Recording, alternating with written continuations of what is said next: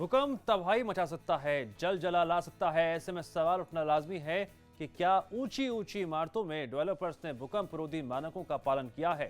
क्या इस सवाल से जुड़े खतरों से निपटने के लिए सरकार और प्रशासन तैयार है, या फिर खतरे की घंटी बजने के बावजूद सब आंखें मूंद कर किसी बड़े हादसे का इंतजार कर रहे हैं? ऊंची ऊंची बिल्डिंगों पर जलजले का खतरा। एनसीआर में ज्यादातर इमारतें नहीं हैं भूकंप रोधी। कितनी सुरक्षित हैं दिल्ली एनसीआर की इमारतें? जी हां, ऊंची इमारतें, खोखले बेसमेंट, कमजोर नींव और बिल्डिंग की छत पर हजारों लीटर पानी से भरे ओवरहेड वाटर टैंक एनसीआर में तबाही मचा सकते हैं। विशेषज्ञ मानते हैं कि हालात इस कदर बिगड़े हुए हैं कि 5 से 6 रिएक्टर तीव्रता वाले भूकंप से एनसीआर में बड़ी जनहानि हो सकती है। पिछले 1.5 दशक में हालात तेजी से बदले हैं। फ्लैट संस्कृति में जबरदस्त बूम को देखते हुए कई सोसाइटी और कॉलोनियों को विकास प्राधिकरण और निजी बिल्डर्स ने डेवलप किया है। इमारतों के बेसमेंट में पार्किंग की जगह भी तैयार की जाती है।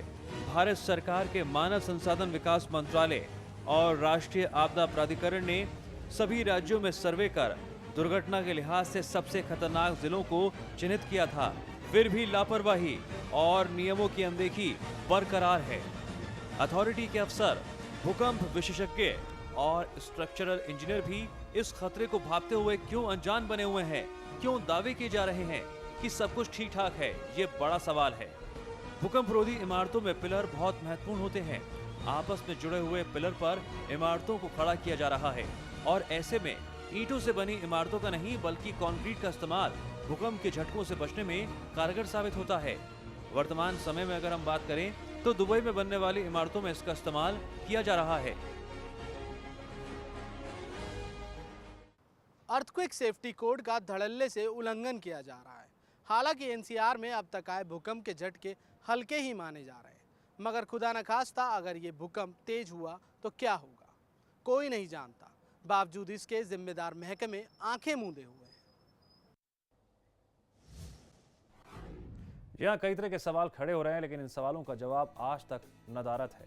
कोई कुछ क्यों नहीं कर रहा है? क्यों मानकों का पालन जो तोड़ा जा रहा है उसके खिलाफ कार्रवाई क्यों नहीं हो रही है? मनोज जी, आपसे हम समझना चाहेंगे कि तमाम तरह से हम देख रहे हैं कि अधिकांश जो इमारतें हैं एनसीआर में वो खतरे की जद में है। अगर तेज भूकंप आएगा तो क्या होगा? डर जाता है, सिहर जाता है दिल इस बात को सोचने में। ऐसे में सरकार और प्रशासन भी आंखें मूंद के बैठा हुआ है, क्यों?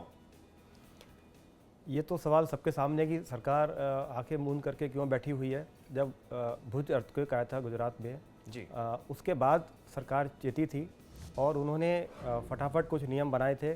क्या जुगाड़ नीति इसकी वजह है? जुगाड़ नीति हो रही है? हाँ, बिल्कुल जुगाड़ नीति हो रही है। बेसिकली अथॉरिटी के लोग या गवर्नमेंट डिपार्टमेंट के लोग सिर्फ सर्टिफिकेट की बात करते हैं कि एक सर्टिफिकेट आप इंजीनियर से ले आओ कि वो सेफ़ है या नहीं है, उसके बाद काम खत्म हो जाता है। लेकिन सर्टिफिकेट से क्या होगा? बिल्डिंग सेफ़ है या अनसेफ है, ये ज़्यादा इंपॉर्टेंट चीज़ है। तो ये इंश्योर करना अथॉरिटी की रिस्पॉन्सिबिलिटी होनी चाहिए और है कि उसके एरिया में उसके इलाके में जो भी बिल्डिंग या स्ट्रक्चर बन रहा है क्या वो सेफ है या नहीं है, इसको इंश्योर करने की रिस्पॉन्सिबिलिटी तो अथॉरिटी की, गवर्नमेंट की है। जी जी जी, मनोज जी, आपसे एक कमेंट और लेना चाहूंगा मैं आपसे कि आप बायर्स को क्या सजेशन देना चाहेंगे, क्या रास्ते सुझाएंगे कि जब वो प्रॉपर्टी खरीदने जा रहे हैं, फ्लैट खरीदने जा रहे हैं, तो कैसे मालूम चलेगा कि वो बिल्डिंग भूकंप रोधी है या नहीं? यस, देखिए बेसिकली अगर आप बिल्डिंग को या कोई फ्लैट को खरीदने जा रहे हैं तो सिर्फ बिल्डर के दावे के ऊपर ना जाए। बिल्डर बोलेगा कि जो बड़े बड़े आपको आर्किटेक्ट्स दिखा रहा है, जो ब्रांडिंग करके दिखा रहा है कि हम दुबई के आर्किटेक्ट्स लेके आना, उन सब चीज़ों पे ना जाए। जो अथॉरिटीज़ की रिस्पॉन्सिबिलिटी बिल्कुल आप बायर को चाहिए कि वो उनके स्ट्रक्चर की ड्राइंग्स को मांगे, किसने इसको डिज़ाइन किया उनका नाम मांगे।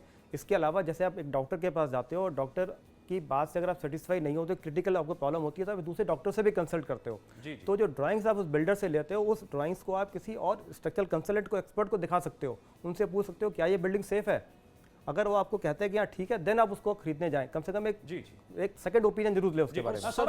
सबसे बड़ा रोल यहाँ पर जो है अथॉरिटी का भी है कि उन्हें टाइम टू टाइम जो प्रोजेक्ट चल रहे हैं जिनमें वो अप्रूवल्स दे रही हैं, लेआउट पास कर रहे हैं, उनके जाके चेक मारे अपने इंजीनियर्स। सर, मैं इसी मसले पर आपसे एक सवाल पूछना चाह रहा था कि तमाम तरह से जिस तरह से नियमों की हिलावाली हो रही है, नियमों की अनदेखी हो रही है, आपने भी अधिकारियों से फोन पर बातचीत करने की कोशिश की लेकिन किसी ने कोई जवाब नहीं दिया।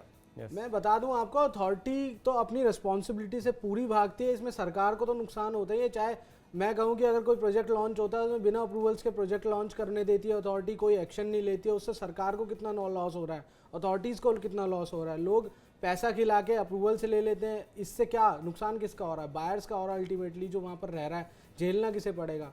अगर इंजीनियर्स जो है, जैसे कि आपने देखा होगा, हमने दिखाया कि बिल्डर्स भी ये चीज़ मानते हैं कि अथॉरिटीज़ के पास इंजीनियर्स नहीं है, उन्हें बाहर से आर्किटेक्ट्स बुलाने पड़ते हैं, इंजीनियर्स बुलाने पड़ते हैं। अगर इंजीनियर्स यहाँ पर वो हायर करें और टाइम टू टाइम जाके जो उनकी कंस्ट्रक्शन प्रोसेस है, एक लेवल होता है राफ्टिंग का जहाँ से एक कंस्ट्रक्शन स्टार्ट होती है, नींव डलती है, उन पे जाके चेक करें भाई क्या क्वालिटी मेंटेन कर रहा है बिल्डर्स, तो जाके उनको फायदा होगा और बायर्स भी। सौरभ, वक्त कम है, आपको रुकना होगा। मनोज जी, बहुत संक्षेप में एक मिनट जानना चाहेंगे, कितना बड़ा खतरा है हमारे सामने? बहुत बड़ा खतरा है।